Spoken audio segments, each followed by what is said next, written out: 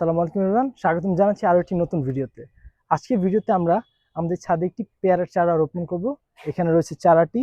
এখন যেহেতু আসলে বর্ষাকাল, সো এখনই কিন্তু আসলে চারা রোপণ করার আইডিয়াল সময়। সো আমরা প্রথমে ভালো একটি চারা বেছে নিয়েছি লাগানোর জন্য। কেনার সময় আমরা দেখে নিয়েছি যে চারাটা আসলে ভালো একটি কাণ্ডের মধ্যে। এখানে আরো কিছু ফুল ছিল কিন্তু এগুলো আসলে ঝরে গিয়েছে ঠিক মতো আসলে পানি না দেওয়ার কারণে। সো আমরা প্রথমে ব্যাক থেকে গাছটা আলাদা করে নেব। মাটিটা আমরা আগে থেকে রেডি করে রেখেছিলাম। এখানে আমরা দিয়েছি 2 ভাগ গোবর, 1 ভাগ মাটি এবং 1 ভাগ জৈব সার।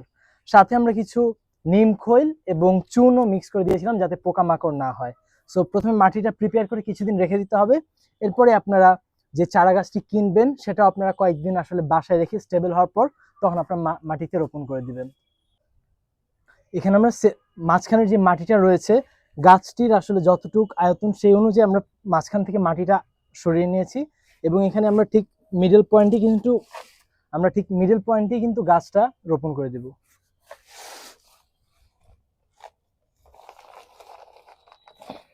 থেকে আমরা গাছটি আলাদা করে নিলাম এবং ঠিক টবের মাঝ বরাবর আমরা গাছটি লাগিয়ে দিচ্ছি। বিসমিল্লাহির রহমানির রহিম।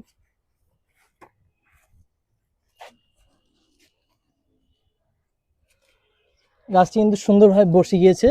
এখন আমরা চারপাশ দিয়ে এক্সট্রা যে মাটিগুলো তুলে রেখেছিলাম সেগুলো দিয়ে দিব।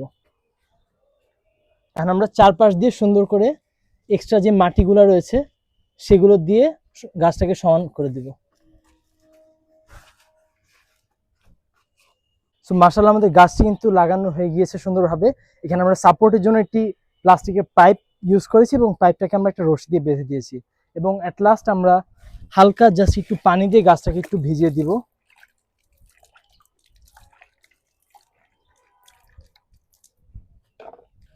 আজকের ভিডিও এই পর্যন্তই, দেখা হচ্ছে নতুন ভিডিওতে।